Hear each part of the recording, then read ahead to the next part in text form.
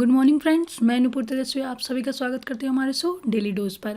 आज हम 11 जुलाई के करंट अफेयर्स पर डिस्कस करेंगे, साथ ही उनकी डिटेल जानकारी भी देंगे। आज की पीडीएफ फाइल इस वीडियो के डिस्क्रिप्शन बॉक्स से डाउनलोड कर सकते हैं और डेली के पीडीएफ के लिए हमारे टेलीग्राम ग्रुप को ज्वाइन कीजिए, जिसकी लिंक हमारे वीडियो के डिस्क्रिप्शन बॉक्स पर दिया गया है। तो दोस्तों चलिए शुरू करते हैं आज 11 जुलाई के करंट अफेयर्स। तो दोस्तों आज का हमारा पहला क्वेश्चन है, हाल ही में संयुक्त अरब अमीरात ने किस देश के साथ ओपन स्काई समझौता करने की इच्छा व्यक्त की है? तो इसका आंसर है ए। आंसर सही है हमारा, भारत के साथ।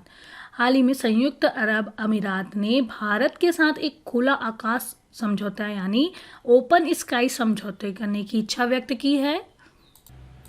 दोस्तों ओपन स्काई समझौता क्या है, इसके बारे में जान लेते हैं।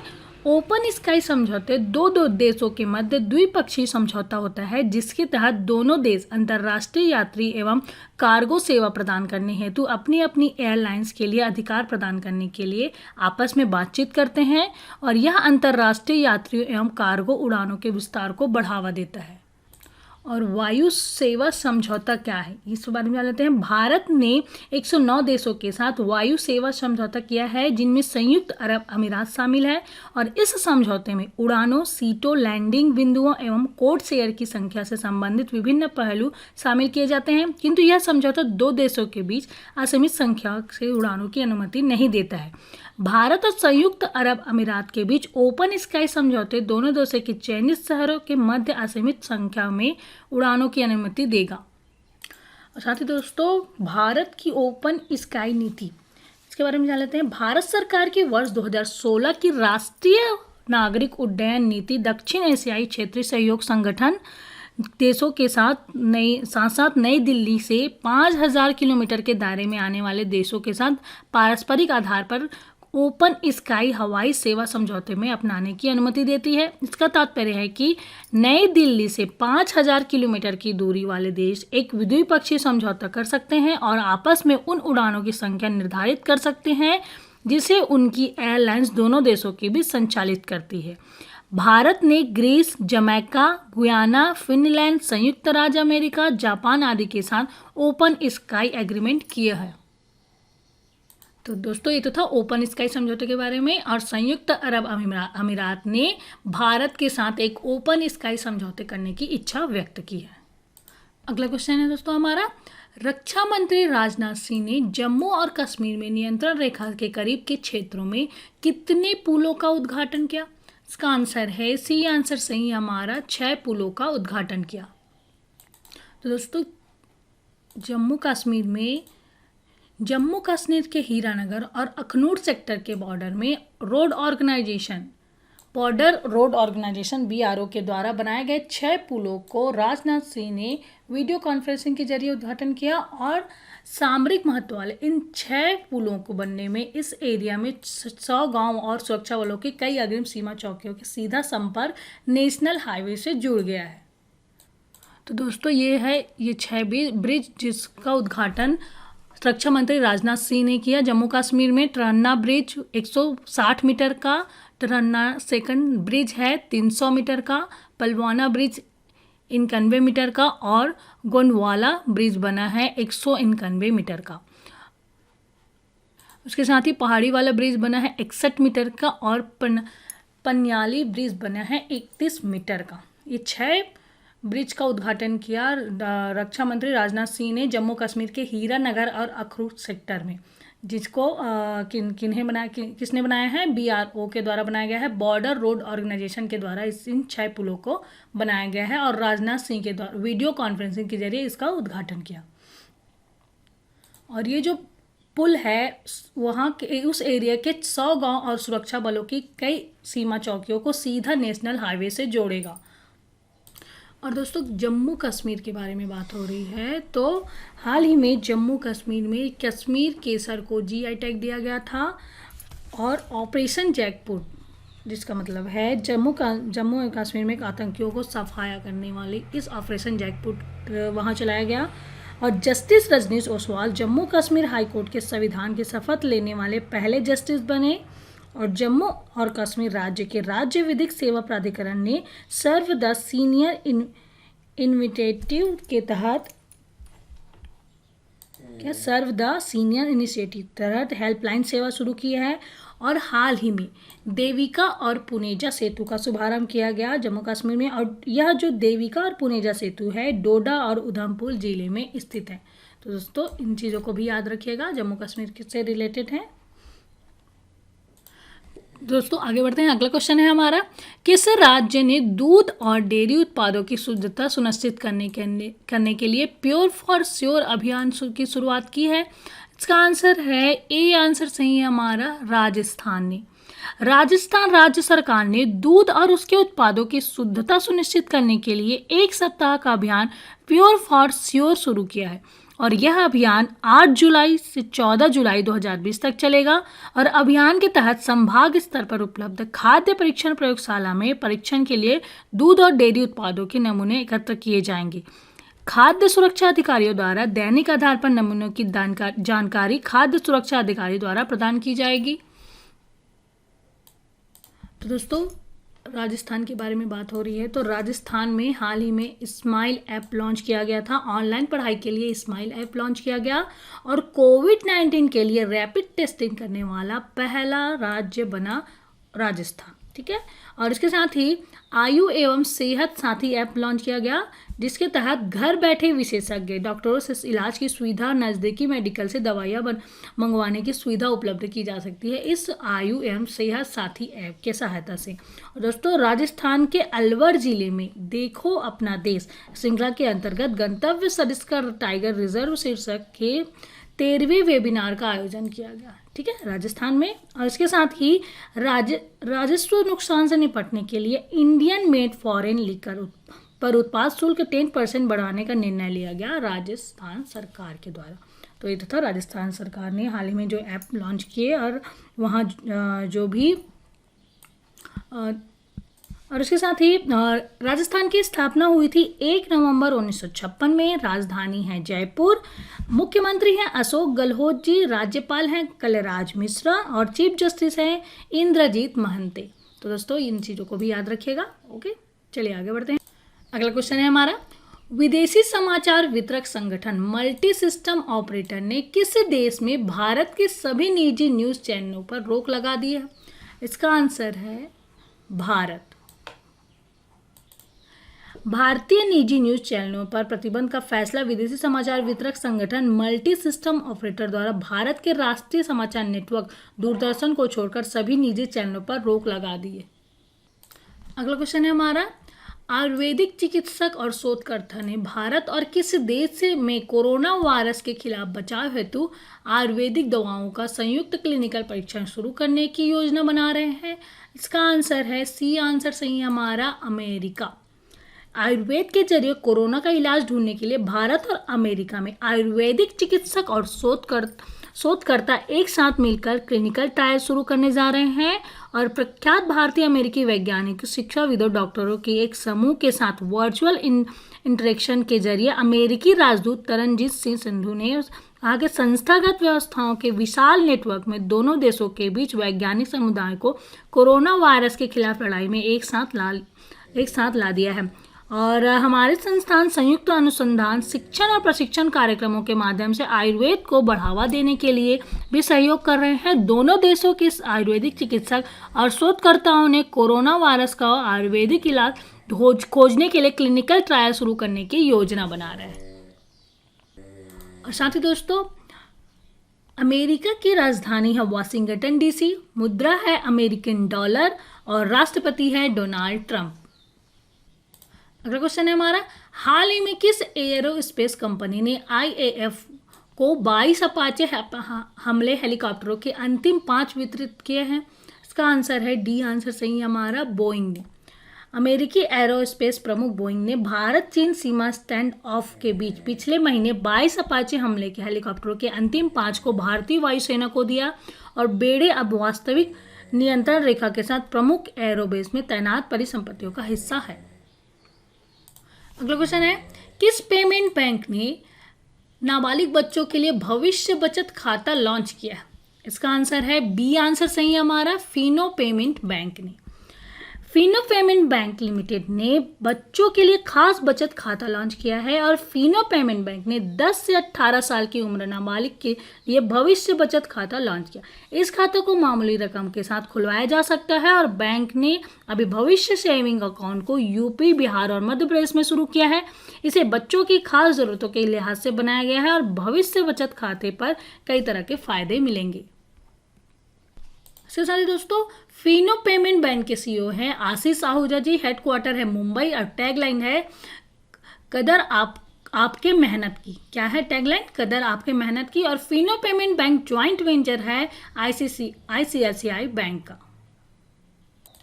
अगला क्वेश्चन है दोस्तों, आरबीआई के आंकड़ों के अनुसार किस राज्य में ने वित्त वर्ष 2020-21 में सर्वाधिक ऋण लिया है? इसका आंसर है डी आंसर सही है हमारा, तमिलनाडु राज्य ने। भारतीय रिजर्व बैंक आरबीआई द्वारा जारी आंकड़ों के अनुसार तमिलनाडु द्वारा वित्त वर्ष 2020-21 में 30,500 करोड़ रुपए जुटाए गए हैं, जिसके साथ वह देश में बाजार कर्ज के मामले में राज्यों में सबसे ऊपर है। और तमिलनाडु जिसने बॉन्ड, जिसे राज्य के विकास ऋण के रूप में जाना जाता है, के माध्यम से किए गए उधार का एक 17% हिस्सा है। इसके बाद महाराष्ट्र ने 25,500 करोड़ रुपए 14% का, और आंध्र प्रदेश ने 17,000 करोड़ रुपए और राजस्थान ने 17,000 करोड़ रुपए का ऋण लिया है। और दोस्तों तमिलनाडु के बारे में बात हो रही है तो तमिलनाडु में हाल ही में तंजावुर नेति वर्क्स, रामबाउर ऊट्स कार्विंग्स और कोविल पट्टी करलाई मिठाई को जीआई टैग दिया गया है।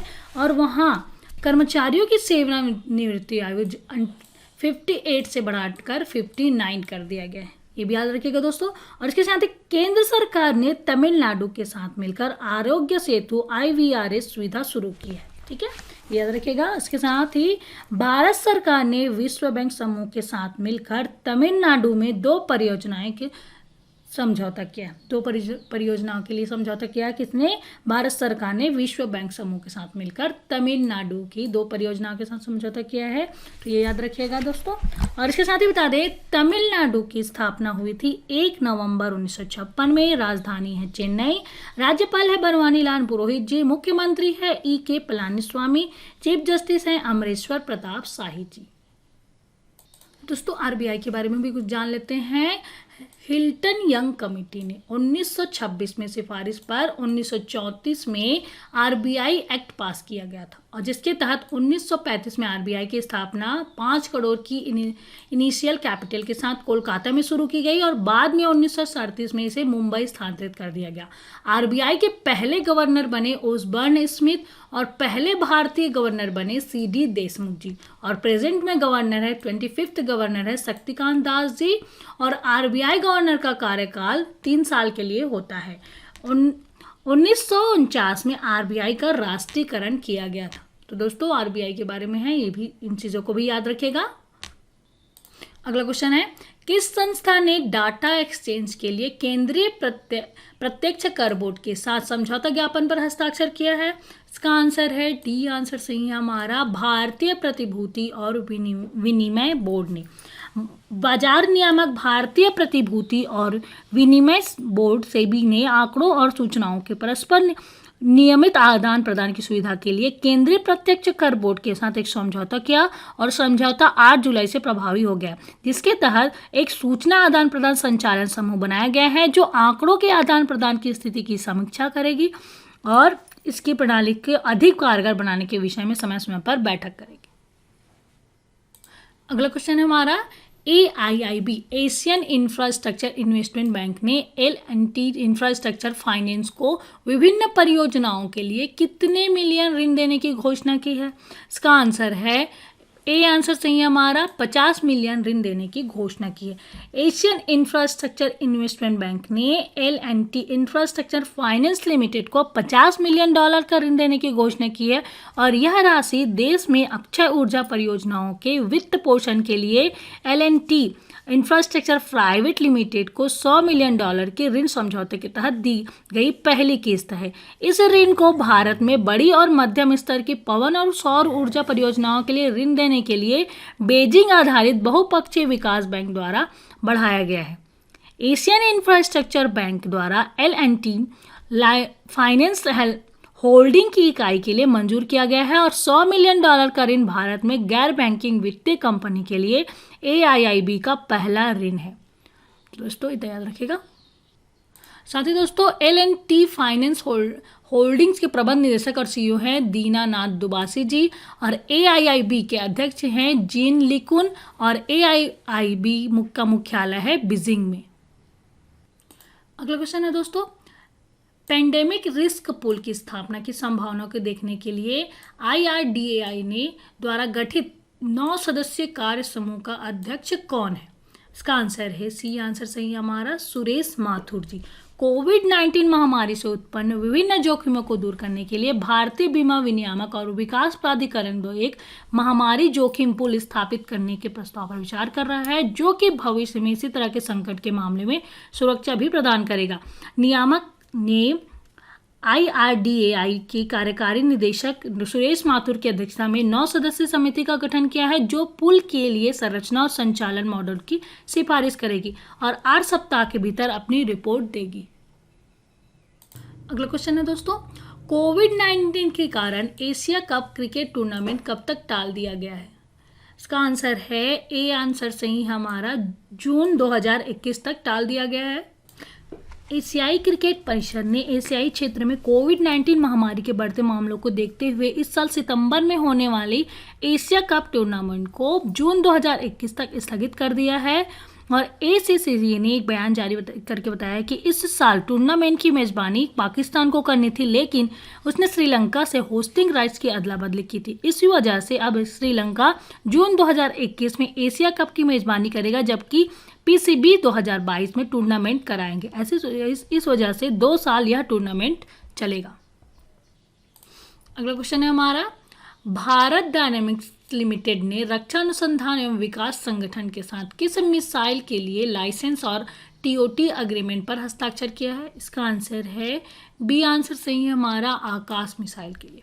भारत डायनेमिक्स लिमिटेड ने रक्षा अनुसंधान एवं विकास संगठन और रक्षा अनुसंधान विकास एवं प्रयोगशाला के साथ आकाश मिसाइल विपन सिस्टम के लिए लाइसेंस और ट्रांसफर ऑफ टेक्नोलॉजी एग्रीमेंट पर हस्ताक्षर किए हैं और आकाश मिसाइल भारत में निर्मित पहली मध्यम श्रेणी की सरफेस टू एयर मिसाइल है, जो अलग अलग जगह पर कई लक्ष्यों को भेदने में सक्षम है।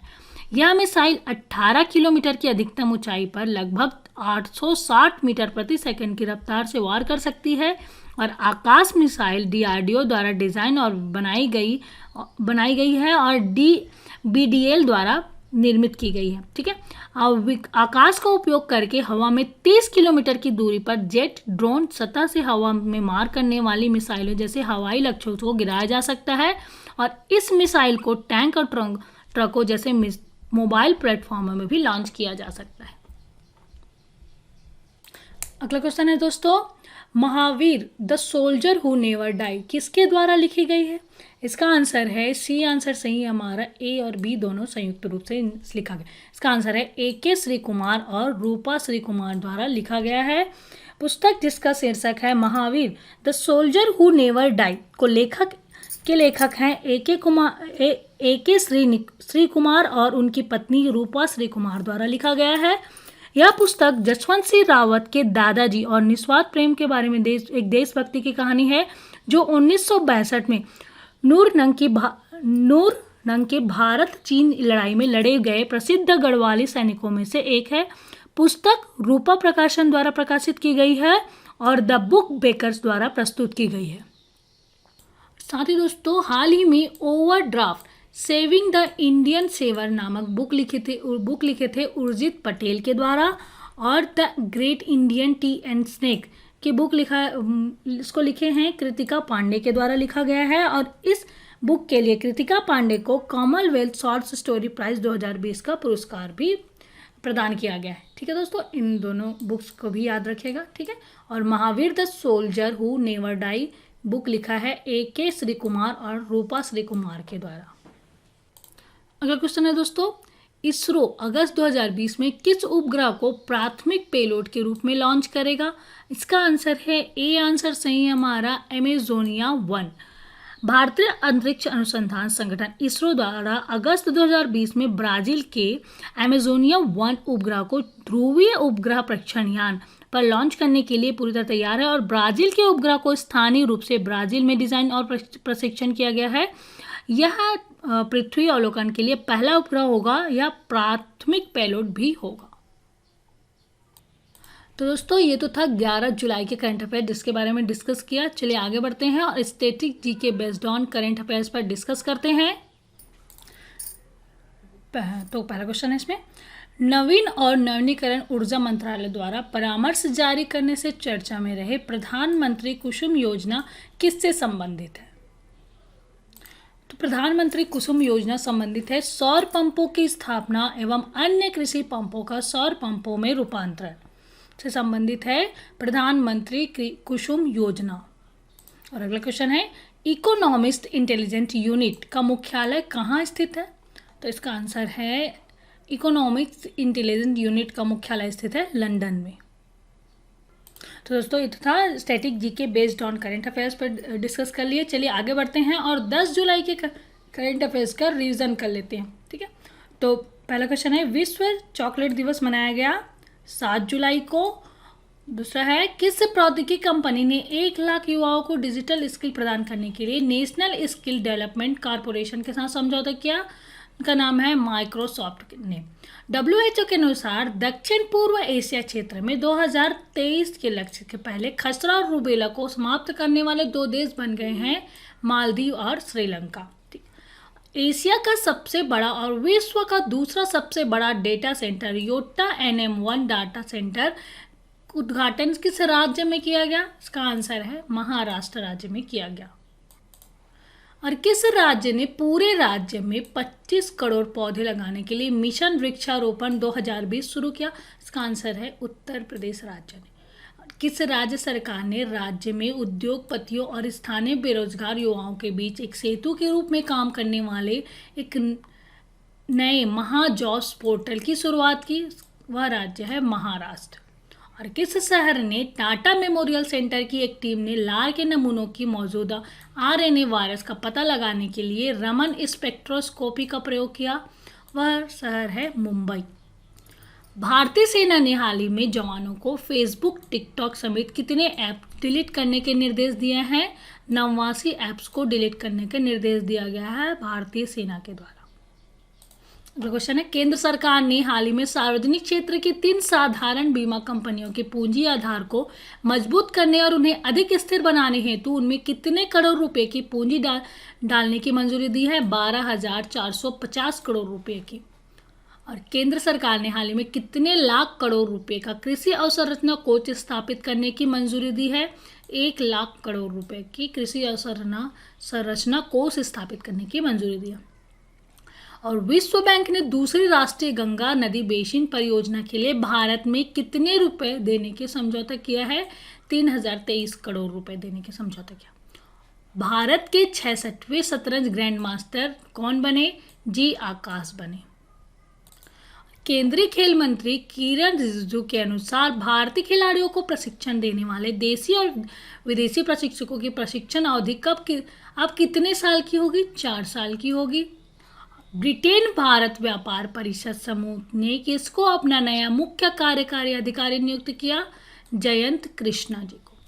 और हाल ही में जारी वैश्विक रियल एस्टेट पारदर्शिता सूचकांक में भारत का स्थान है 34वें नंबर पर। और लास्ट क्वेश्चन है, शोले में सुरमा भोपाली के किरदार निभाने वाले हाल ही में किस कॉमेडियन का निधन हो गया? उनका नाम है जगदीप जी का निधन हो गया, जो शोले में सुरमा भोपाली के नाम से फेमस थे। तो दोस्तों ये तो था आज 11 जुलाई के करंट अफेयर्स का वीडियो। आज का वीडियो कैसा लगा प्लीज़ हमें कमेंट करके बताइए। अच्छा लगे तो लाइक कीजिए और ज़्यादा से ज़्यादा अपने दोस्तों को शेयर कीजिए। अभी तक आपने हमारे चैनल को सब्सक्राइब नहीं किया है तो प्लीज़ सब्सक्राइब कीजिए और डेली के नोटिफिकेशन के लिए बेल आइकॉन को प्रेस कीजिए। तो दोस्तों कल फिर मिलते हैं एक नए वीडियो के साथ, तब तक के लिए good day, bye, thank you.